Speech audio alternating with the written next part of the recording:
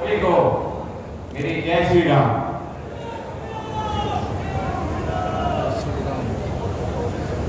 हरियाणा के यशस्वी मुख्यमंत्री नायब सिंह सैनी जी, मेरे भाई और हरियाणा सरकार के मंत्री सुभाष सुधा जी, हमारे जिला के अध्यक्ष भाई अशोक जी गुर्जर, पूर्व सांसद और पूरे कुरुक्षेत्र संसदीय क्षेत्र के सह प्रभारी जनरल टीवी वत्स, पूर्व मंत्री करायत से लोकप्रिय विधायक मेरी बड़ी बहन कमलेश झाला जी,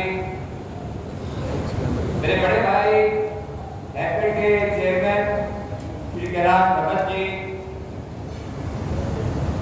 आदरणीय श्री वेदपाल जी एडवोकेट, मेरे बड़े भाई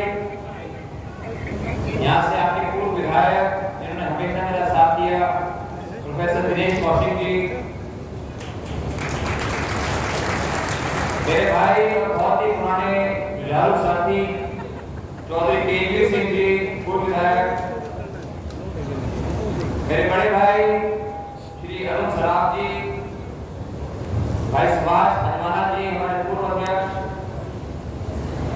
देवेंद्र जी पांचाल, बहन अमिता चौधरी जी,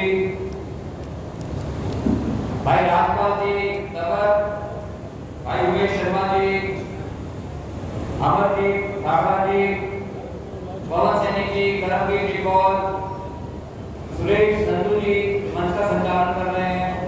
सभी गांवों के जांबा गांव से हम प्रेरणा ले सकते हैं कि हर गांव जो है जांबा जैसा ही साफ स्वच्छ हो। हमारे मंडल के अध्यक्ष विनोद बंसल जी, देवी दयाल जी, जमशेद सिंह जी और यहाँ पर कुंडली में उपस्थित सभी मेरे सम्मानित बुजुर्गों, मेरे भाइयों, मेरे नौजवान साथियों, मेरी माताओं बहनों, पत्रकार छात्र बंधुओं, मैं आप सभी का यहाँ पर कुंडली में आज माननीय मुख्यमंत्री जी के विचारों को सुनने के लिए आने के लिए मैं आप सभी का बहुत बहुत धन्यवाद करता हूँ, स्वागत करता हूँ, अभिनंदन करता हूँ। साथियों, मैं बहुत आभारी हूँ माननीय प्रधानमंत्री नरेंद्र मोदी जी का, हमारे ऋषि तुल्य पूर्व मुख्यमंत्री मनोहर लाल जी का, हमारे युवा मुख्यमंत्री नायब सिंह सैनी जी का, जिन्होंने मुझे इस लायक समझा और मुझे आप लोगों की सेवा के लिए इस कुरुक्षेत्र के चुनावी मैदान में मुझे यहाँ से उतारा। ये मेरा बहुत बड़ा सौभाग्य है। मेरा आप लोगों से नाता 30 वर्ष पुराना है।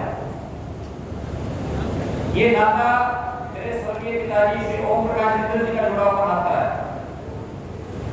जब मैं आपके बुजुर्गों से मिल रहा था, यहाँ बहुत से ऐसे बुजुर्ग बैठे हैं जिनको मैं 25-28 सालों से मैं जानता हूँ, मुझे तब से उनका मुझे आशीर्वाद मुझे मिल रहा है और जब मैं उनको मिलता हूँ तो मुझे बाबूजी की मुझे याद आ जाती है और जितना आपको मुझे प्यार और मुझे आशीर्वाद देते हो मुझे बहुत अच्छा लगता है। मुझे लगता है कि मेरा आपके बीच में आना, दोबारा से चुनाव लड़ना मेरा सार्थक हो गया जब मैं बुजुर्गों से मुझे अपना आशीर्वाद मिलता है।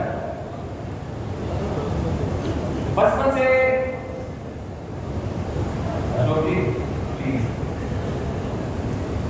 मुझे बचपन से मेरे मन में है कि मैं बहुत कुछ मैं देश के लिए करूं और आप लोगों ने मुझे 2 बार 10 सालों तक मुझे आप लोगों ने आपकी सेवा का मौका दिया, मुझे देश की सेवा का मौका दिया, इसके लिए मैं हमेशा आजीवन आप लोगों का मैं आभारी रहूंगा। उन 10 वर्षों के अंदर मैंने बहुत सूझबूझ से, मैंने बहुत लगन से, बहुत मैंने योजना के तहत मैंने गांव के अंदर मैंने काम करने का प्रयास किया। बहुत कुछ और बहुत मुझे आप लोगों का आशीर्वाद समर्थन मिला। उन 10 वर्षों के अंदर मुझे बहुत अनुभव हुआ, मुझे बहुत कुछ सीखने को भी मिला और आगे आने वाले समय के अंदर क्योंकि मैं और बहुत ज्यादा मैं कुछ आपके लिए करना चाहता हूँ।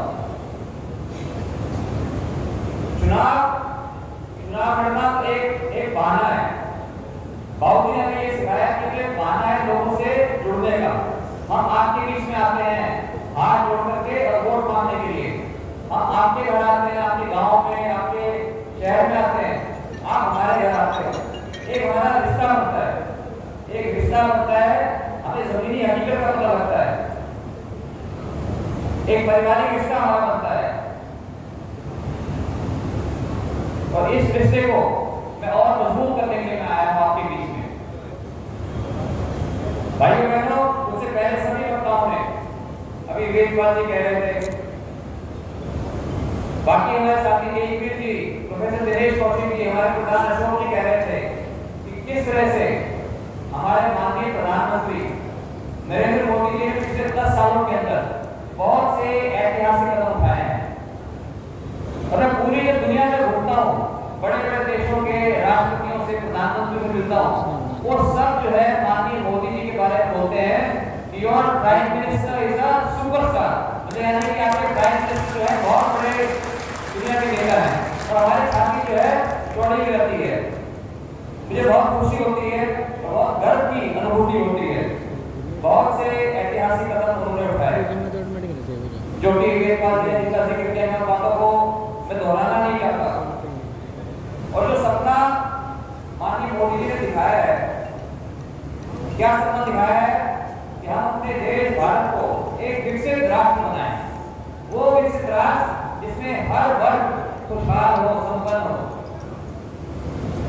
उस विकसित भारत के सपने को साकार करने के लिए हम सबको एकजुट होकर हमें काम करना पड़ेगा। भारतीय जनता पार्टी की नीतियों पर चलकर हम सबको एकजुट होकर कंधे से कंधा मिलाकर हमें काम करना होगा। और उसी लिए जो है मैं आप लोगों के बीच में आया हूं। मेरे लिए देश बड़ा है, पार्टी बड़ी नहीं है, देश मेरे लिए बड़ा है। इसलिए जो है आज मैं आप लोगों के बीच में मैं भारतीय जनता पार्टी में आया हूं कि मिलकर अपने सपनों में भारत का निर्माण करें। साथियों, आज जहां पर भी जा रहे हैं, सभी जगह लोगों का बहुत समर्थन, बहुत आशीर्वाद हमें मिल रहा है। सभी लोगों का माननीय मोदी जी के नेतृत्व में और जिस तरह से पिछले 9.5 वर्षों के अंदर हरियाणा के अंदर माननीय मनोहर लाल जी ने काम किया है, सभी के अंदर एक बहुत उत्साह है और सभी जगह बहुत हमें आशीर्वाद मिल रहा है।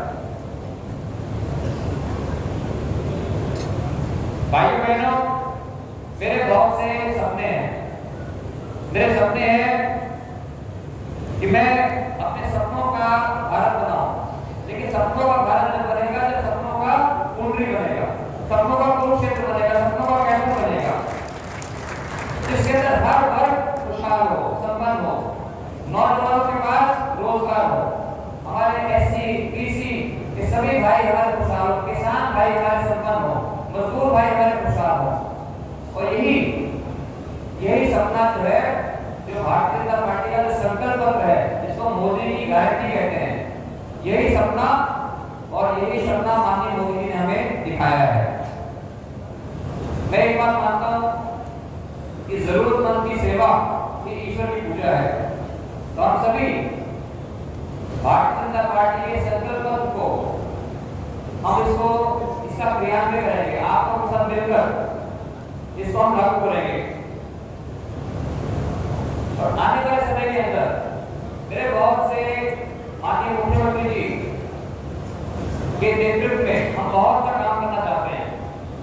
मेरे मन में है कि कुरुक्षेत्र के अंदर और कैथल के अंदर कौशल विद्या का, यानी कि जिसको कहते हैं वोकेशनल ट्रेनिंग, उसका जो सबसे बढ़िया हिंदुस्तान के अंदर सबसे अच्छे सेंटर जो है मैं कुरुक्षेत्र में और कैथल में होना चाहता हूँ, जिसके अंदर 10,000 बच्चे हर साल ट्रेनिंग पाए।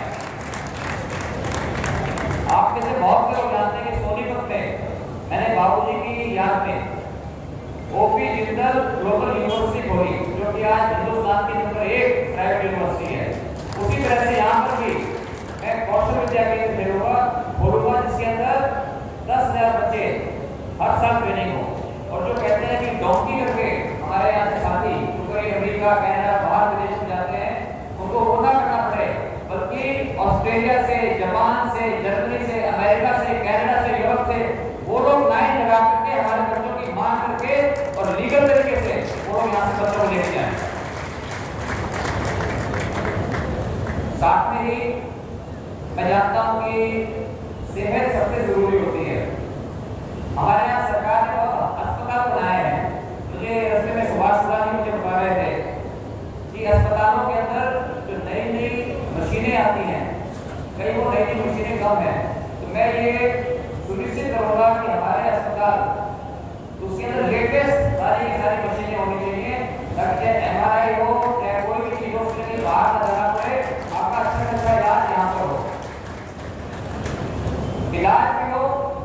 और हमें आगे ये भी देखना पड़ेगा, एक जो कहावत है अंग्रेजी में कि prevention is better than cure.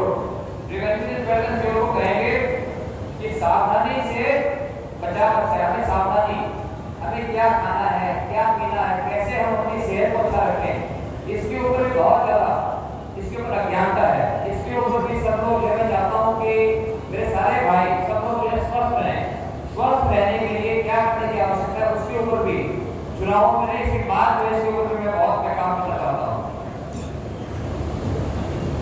साथियों, ये हमारे लिए बहुत ही ऐतिहासिक पल है, हमारे लिए ऐतिहासिक सुनहरा मौका है कि जो साथी, जो हमारे भाई कल तक हमारे सांसद थे, आज हमारे मुख्यमंत्री है नायब सैनिक, जो कि पुणे के एक गांव को जानते हैं, पूरे कुरुक्षेत्र संसदीय क्षेत्र के एक गांव को जानते हैं और लोगों से दिल से प्यार करते हैं। तो जब हम इनके पास जाएंगे किसी काम को, पुणे के किसी काम को लेकर के, ये सहज से स्वीकार करेंगे, क्योंकि ये चाहते हैं कि कुरुक्षेत्र जो है सबसे अच्छा क्षेत्र विकसित होना चाहिए।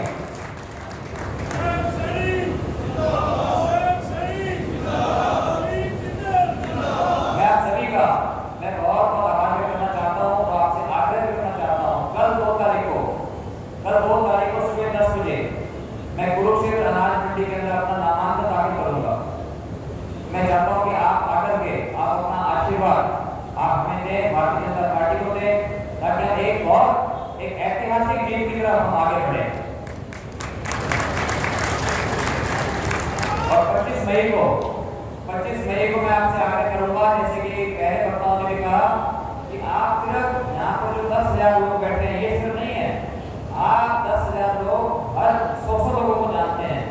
तो आप सबकी जो है 25 मई को ज्यादा से ज्यादा वोटिंग करवानी है। कमल के फूल के निशान के आगे बटन दबा के आप भारतीय जनता पार्टी को आशीर्वाद दो, नायब सैनी जी को दो, रवि जिंदल को दो, नरेंद्र मोदी जी को दो, ताकि हम सब मिलकर अपने सपनों का भारत बना सकें।